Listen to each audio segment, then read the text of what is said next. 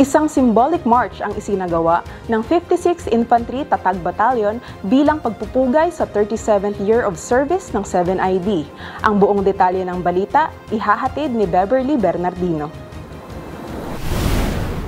Sa isinagawang celebratory walk ng Tatag Troopers bilang pagkakaisa at paninindigan, matagumpay na isinagawa ang Marcha ng Katatagan. 27.4 na kilometrong lakad mula Tagum City patungong Santo Tomas, Davao del Norte bilang pagpupugay sa ika-37 anibersaryo ng 7th Infantry Kaugnay Division. Hindi lamang ito isang simpleng lakad, ito ay isang simbolikong aktibidad, isang paggunita sa 3 dekada at 7 taon ng sakripisyo, paglilingkod at paninindigan ng 7ID sa pagtataguyod ng kapayapaan at kaayusan sa bansa. 5 kilometers!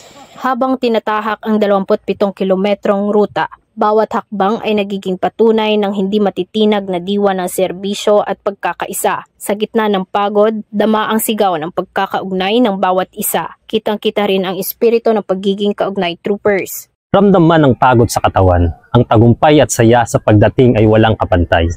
Isa itong paalala na sa buhay, minsan ang mahalaga ay ang patuloy na paglalakad kahit mabagal. Basta tuloy-tuloy.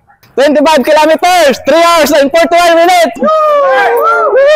Bukod sa pagsasanay, ito ay paalala rin sa kahalagahan ng kalusugan, katawan man o isipan bilang pundasyon ng mahusay na serbisyo. Ang disiplina ng mga kalahok, ang pagtutulungan at ang determinasyon ay salamin ng mga aral at pamana ng 37 taong kasaysayan ng 7ID. Happy 37th anniversary, Kaugnay Troopers! Mula 1987 hanggang ngayon, nananatiling matatag ang 7th Infantry Kaugnay Division at sa pamamagitan ng Marcha ng Katatagan, muling pinatunayan ng 56IB na ang diwa ng paglilingkod ay walang pinipiling distansya o pagod. There's no limit that we as women can accomplish. Mula dito sa Davao del Norte, ako si Beverly Bernardino, ang inyong pamilyang kaugnay.